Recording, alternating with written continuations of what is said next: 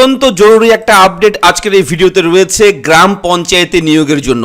গ্রাম পঞ্চায়েতে নিয়োগের জন্য অনলাইনের মাধ্যমে রেজিস্ট্রেশন প্রক্রিয়া চলছে, সেটা আপনারা জানেন সবাই। আমরা পার্ট বাই পার্ট বিভিন্ন আপডেট প্রোভাইড করে দিয়েছি অলরেডি। কিভাবে আপনি রেজিস্ট্রেশন করবেন এবং লগ ইন কীভাবে করবেন, সমস্ত কিছু নোটিফিকেশন, কোন কোন পদে কোন কোন যোগ্যতায় আপনারা আবেদন করতে পারবেন এবং আবেদন করবার জন্য আপনাদের কোন কোন যোগ্যতা থাকতে হবে, সেই সমস্ত কিছু জানিয়ে দেওয়া হয়েছে। সেগুলো নিয়ে আপনাদের আশা করি কোনো ডাউট নেই।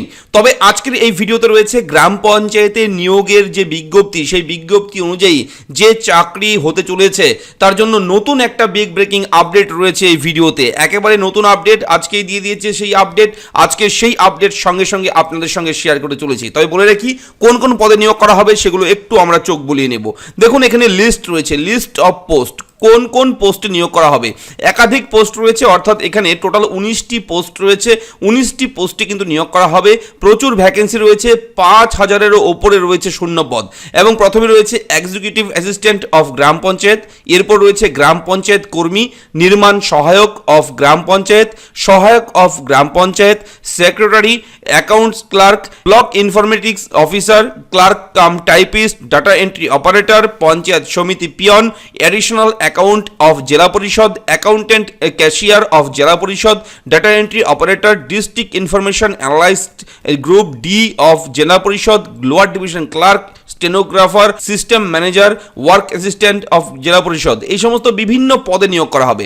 এবং অফিসিয়াল ওয়েবসাইটে কিন্তু এখনও রেজিস্ট্রেশন প্রক্রিয়া চলছে।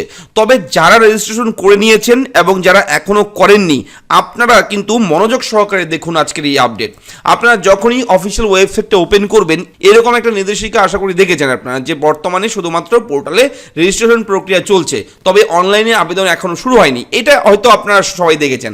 তবে এই বিষয়টা নিয়ে আমি বলছি না, যেটা বলবো সেটা হচ্ছে এই নোটিশ নিয়ে ইম্পর্টেন্ট ইনস্ট্রাকশন। দেখতেই পাচ্ছেন, West Bengal panchayat recruitment management system, your mail ID, mobile number, first name, middle name, last name, date of birth and gender can not be changed after registration, so kindly fill the registration form with proper and correct information.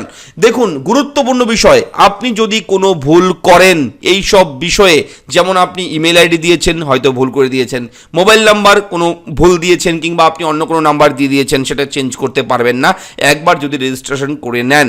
এবং first name, middle name, last name এগুলো কিন্তু change হবে না। জন্মের তারিখটা যদি ঠিকঠাক না দেন, যদি কোথাও ভুল করেন, সেটাও কিন্তু আপনি পরিবর্তন করতে পারবেন না। এবং এরপর রয়েছে জেন্ডার, সেটাও কিন্তু আপনারা খুব কেয়ারফুলি কিন্তু বসিয়ে দেবেন। ভুল করলে কিন্তু সেগুলো আপনারা চেঞ্জ করতে পারবেন না। তাই অবশ্যই আপনারা যারা যারা এই ভুলগুলো করেছেন, আপনারা অবশ্যই কমেন্ট করে জানাবেন।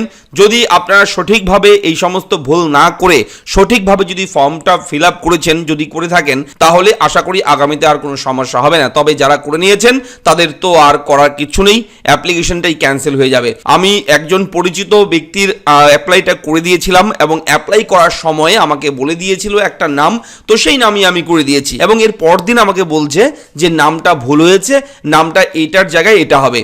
তো আমি ভাবলাম যে আরেকটা আইডি বানিয়ে নেব। এটা যখন ভুল হয়েছে, তো নতুন করে আমি আবার রেজিস্ট্রেশন করব, অন্য মোবাইল নাম্বার দেব, অন্য ইমেল আইডি দেব, দিয়ে সেই নামে তার একটা নতুন করে অ্যাপ্লাই করে দেব, রেজিস্ট্রেশন করে দেব। তো আসল সমস্যাটা হচ্ছে তখন যখন আপনি আধার কার্ড নাম্বারটা দেবেন। এখান থেকে তো আপনি এই ফর্মটা ফিল আপ করলেন, ডেট অফ বার্থ, নাম, জেন্ডার, পাসওয়ার্ড বানিয়ে অন্য একটা মোবাইল নাম্বার, অন্য একটা ইমেল আইডি দিয়ে আপনি এই স্টেপটা পেরিয়ে গেলেন। কিন্তু যখন ফর্মটা ফিল আপ করবেন, এডিট করবেন, লাস্টে গিয়ে কিন্তু আপনার আধার কার্ড নাম্বার দেওয়ার জায়গা আসে। তো সেহেতু যার নামে আপনি করছেন তার আধার কার্ড নাম্বার তো একটাই হয়, ঠিক আছে? তো সেই আধার কার্ড নাম্বারটাই যদি আমি এন্ট্রি দিচ্ছি, যখনই দিচ্ছি তখন কিন্তু আর নিচ্ছে না, অলরেডি এক্সিস্ট বলছে।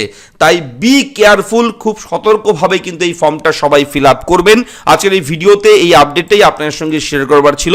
যদি ভিডিওর আপডেটগুলো ভালো লাগে, ভিডিওটা লাইক করবেন এবং অবশ্যই এই পঞ্চায়েতের রিক্রুটমেন্ট নিয়ে কোথাও কোনো রকম ডাউট থাকলে নির্দ্বিধায় আমাকে কমেন্ট বক্সে কমেন্ট করে জানাবেন।